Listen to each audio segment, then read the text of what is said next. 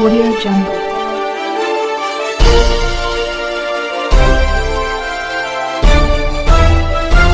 Audio Jungle. अभी आप देख रहे हैं कंचन न्यूज। इसे लाइक शेयर सब्सक्राइब करना ना भूलें ताकि न्यूज का नोटिफिकेशन सबसे पहले आपके पास पहुंचे। अब चलिए खबरें विस्तार से। आज जो यह प्रेस कॉन्फ्रेंस बुलाने का मुख्य उद्देश्य है, यह राष्ट्रीय लोक जनशक्ति पार्टी का जो हमारा यह राज्य कार्यालय है, यह 2010 के बाद से, क्योंकि 1990 में जब वन एवं पर्यावरण राज्य मंत्री बने आदरणीय पशुपति कुमार पारस, तब उनको ये आवास आवंटित हुआ था। उसके बाद 2010 तक वो लगातार विधायक के रूप में, मंत्री के रूप में इस आवास में रहे।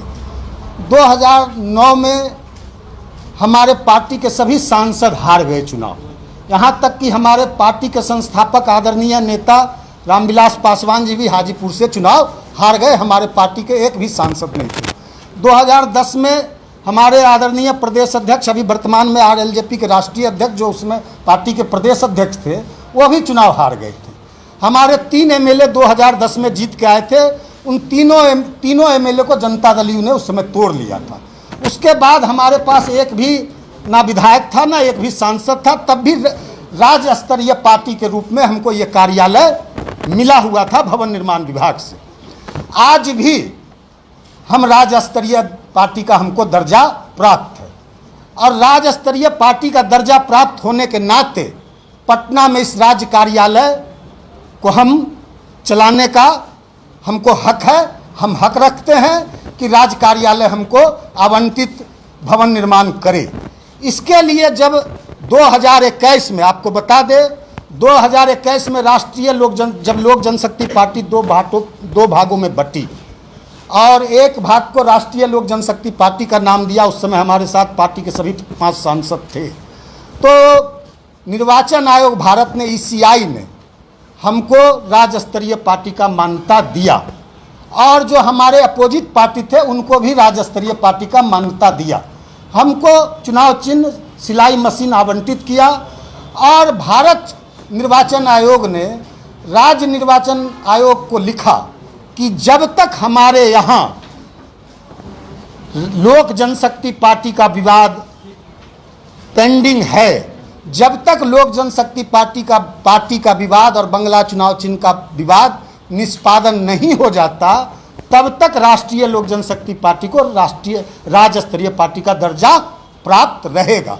इसलिए हमने इलेक्शन कमीशन से कल भी संपर्क साधा, और इलेक्शन कमीशन ने हमको कहा कि आज भी आप राज्य स्तरीय पार्टी हैं।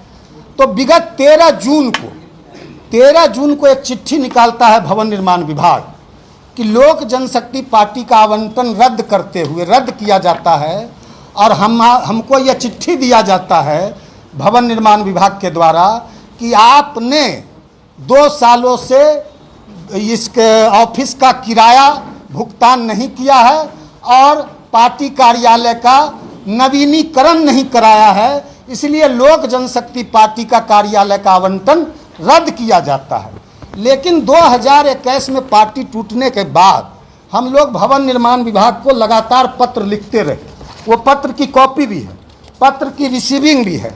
2021 में हमने मौखिक रूप से कहा कि जो भुगतान, जो किराया है हमारा बकाया भवन कार्यालय दिया जाए। उन लोक जनशक्ति पार्टी रामविलास ने यह नहीं कहा अपने आवेदन में कि राष्ट्रीय लोक जनशक्ति पार्टी का जहां कार्यालय चल रहा है वही कार्यालय हमको दिया जाए, लेकिन पूर्वाग्रह से ग्रसित होकर, राजनीतिक दुर्भावना से ग्रसित होकर, ना जाने किन कारणों से भवन निर्माण के पदाधिकारी ने मात्र 4 दिनों में, 4 जुलाई को वह आवेदन करते हैं लोक जनशक्ति पार्टी रामविलास के प्रदेश अध्यक्ष, और 8 जुलाई को उनको यह कार्यालय आवंटन कर दिया जाता है। यह बिल्कुल राजनीतिक पूर्वाग्रह से ग्रसित काम भवन निर्माण विभाग ने किया है।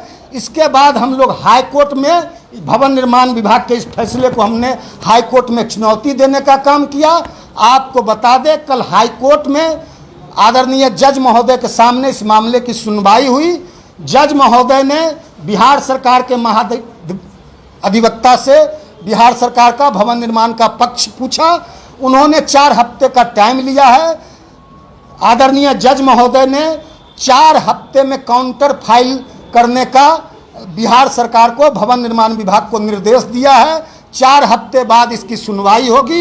यह मामला उच्च न्यायालय में है। यही आप लोग को सूचना देने के लिए हम बुलाए थे। दूसरा यह बात कि राष्ट्रीय लोक जनशक्ति पार्टी की एक बहुत बड़ी बैठक, एक विशाल बैठक, जिसमें पूरे सूबे बिहार से, सभी जिला से, सभी प्रखंड से, सभी पंचायत से, सभी बूथों से पार्टी के कार्यकर्ता और दलित सेना के कार्यकर्ता हजारों की संख्या में 28 जुलाई को यहाँ एक बैठक बुलाई गई है। उस बैठक में हम लोग पूरे बिहार में यह निर्णय लिया गया है कि आदरणीय राष्ट्रीय अध्यक्ष पशुपति कुमार पारस जी के नेतृत्व में पूरे पार्टी के लोग पूरे बिहार के गांव-गांव जाएंगे, गली-गली जाएंगे, जिले मोहल्ले में जाएंगे, गांव टोले में जाएंगे, खेत खलियान में जाएंगे, पार्टी के संगठन को मजबूत करेंगे, पार्टी के संगठन को और भी विस्तार देंगे, राष्ट्रीय लोक जनशक्ति पार्टी को एक बड़े ऊंचाई पे ले जाएंगे। और उस दिन से हम लोग बिहार में विधानसभा का जो 2025 में चुनाव होना है उसका शंखनाद करेंगे और 243 सीट पर हम लोग उस दिन से अपनी विधानसभा चुनाव की तैयारी। न्यू अपडेट के लिए देखते रहिए कंचन न्यूज।